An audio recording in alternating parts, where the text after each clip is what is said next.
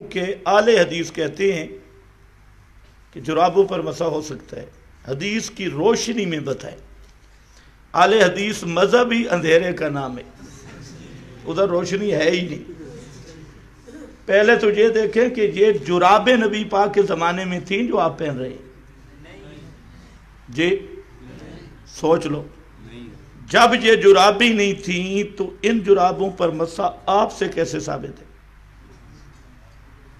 پہلے تو یہ جرابیں ثابت کرو نا آپ کے زمانے میں، جب آپ کے زمانے میں یہ جرابیں نہیں تھیں تو ان جرابوں پر تو مسح حدیث سے کیسے ثابت ہوگا؟ کچھ عقل بھی اللہ نے دی ہے۔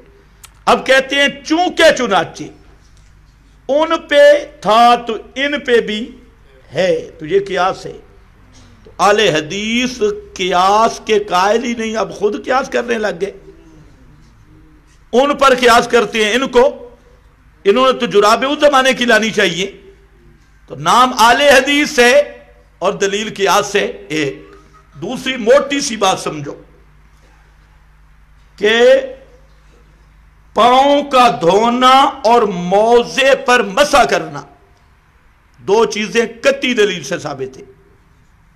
پاؤں کا دھونا اور موزے پر خفین پہ مسح کرنا قطعی دلیل سے ثابت ہے۔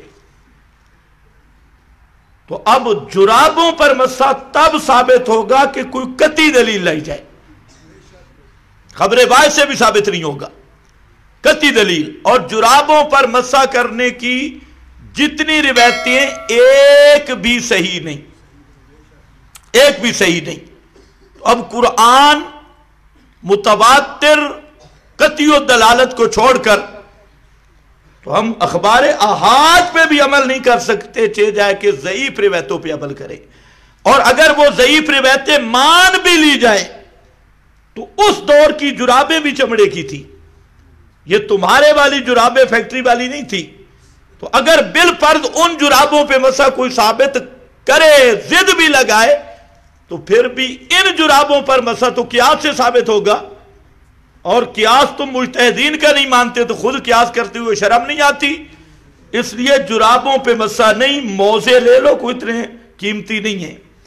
اگر مسح کا ذوق ہے تو موزے لے لو اس پہ، اور اگر پیر دھونے ہیں تو انسانوں کی طرح دھو، یہ درمیان میں غیر مقلد بننے کی ضرورت نہیں۔ بآخر دعوانا